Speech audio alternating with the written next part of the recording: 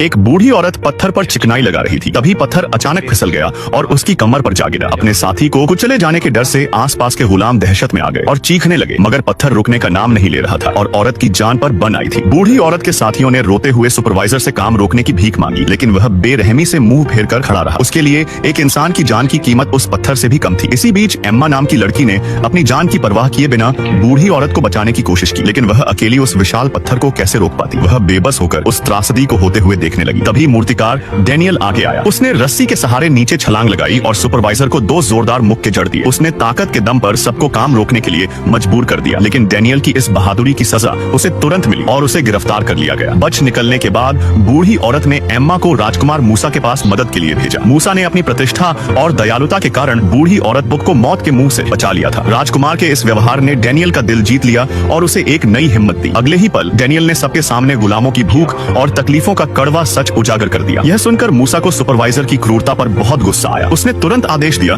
कि सभी गुलामों को अनाज के भंडार से गेहूं दिया जाए ताकि वे अपना पेट भर सके। लेकिन उसे यह नहीं पता था कि उसकी यही दयालुता राजकुमार रामेसेस के लिए उसे फंसाने का एक हथियार बन जाएगी। रामेसेस ने तुरंत फेरो के पास जाकर मूसा की शिकायत कर दी। उसने कहा कि मूसा ने बिना अनुमति के अनाज बांटा है, जो राजसत्ता का अपमान है। रामेसेस ने आग में घी डालने का काम किया, जिससे फेरो के मन में मूसा के प्रति शक पैदा हो गया। उसे डर लगने लगा कि कहीं मूसा गुलामों का मसीहा बनकर एक दिन उसके साम्राज्य की नींव न हिला दे। इधर मूसा इन सब साजिशों से अनजान नए शहर के निर्माण में पूरी तरह जुटा हुआ था। उसने बहुत सावधानी से हर बारीकी पर ध्यान दिया। जब सब तैयारी पूरी हो गई तो उसके एक आदेश पर 2000 गुलामों ने जोश के साथ काम शुरू कर दिया। जल्द ही फेरो के सम्मान में एक विशाल स्मारक बनकर तैयार हो गया। यह स्मारक न केवल फेरो की उपलब्धि थी, बल्कि मूसा की नेतृत्व क्षमता का भी प्रमाण था। लेकिन उसे क्या पता था कि जिस समय वह जनता का दिल जीत रहा था, उसी समय उसके विनाश की साजिश रची जा रही थी।